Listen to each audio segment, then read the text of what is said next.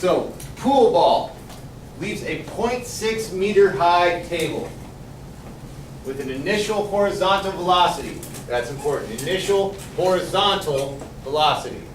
So, which variable would that be? X. Which X?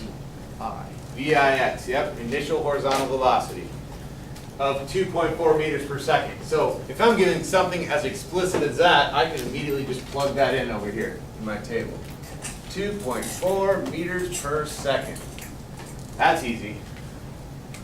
Predict the time, so I'm looking for t, required for the pool ball to fall to the ground and the horizontal distance between the table's edge and the ball's landing location.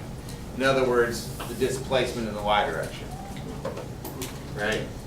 So, I have VIX. What's my VIY? 0, exactly. It says all of its velocity is horizontally at 2.4 meters per second. That means 0 of it is in the y direction. 0 meters per second. All right.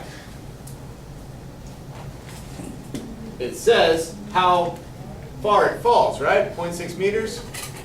Where does that go? dy, right? 0.6 meters. Is it upward or downward? Downward. So it's negative 0.6 meters. All right. What else do I know in the y direction? Acceleration, negative 9.8 meters per second squared. Discounting air resistance, what do I know in the x direction? 0. Acceleration is 0. That means my final velocity in the x direction is 2.4 meters per second. So, first I'm looking for the time, then I'm looking for the horizontal distance, dx, displacement in the x direction.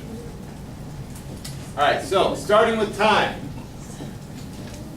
in the y direction, displacement, initial velocity, acceleration, time. I can go back to my kinematic equation.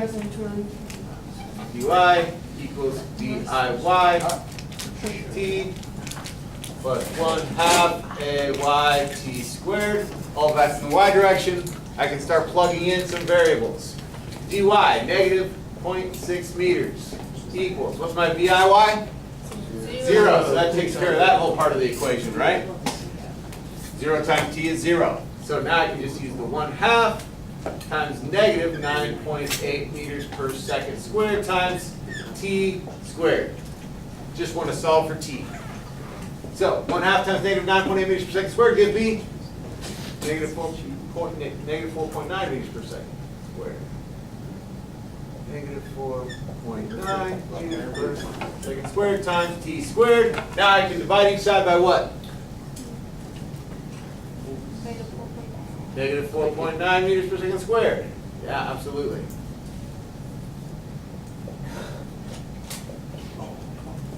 So, 0.6 divided by negative 4.9 gives me a positive 0.12. All right, so positive 0.12 equals t squared. Meters cancel out, leave me in seconds squared. What do I do next? Square root of both sides. Gives me 0.35 seconds.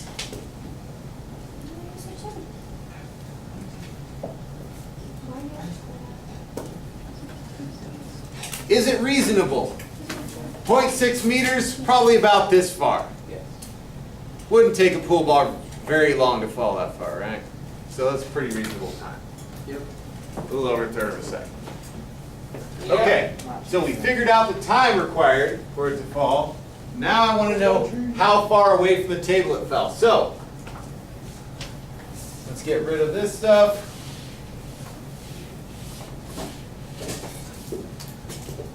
So basically, I have my pool table. The ball went horizontally, fell to the ground. So it traveled some distance here in the x direction. So it has some displacement in the x direction. That's what I want to find now. I have every other variable on the x side. Which equation can I use? Number one, it has displacement, it has time, it has acceleration, it has initial velocity. It's also very easy to solve because I have 0 for my acceleration. So the initial equation, dx equals bix times t plus 1/2 ax t squared. My a is 0, so that takes care of this whole part of the equation. Just leave me with bix times t. Very easy to deal with. dx equals 2.4 meters per second times time, which is 0.35 seconds. Seconds cancels out, leaves me in meters. What is it? 8.4? 0.84. All right.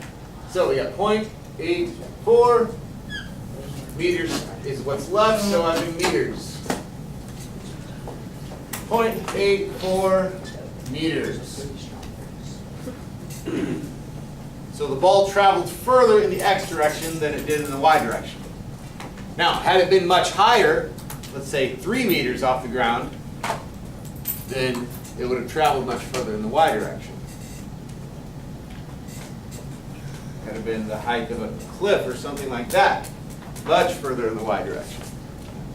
But since it was such a short fall, it didn't travel very far in that amount of time, which was only 1/3 of a second. So I have a very short dx.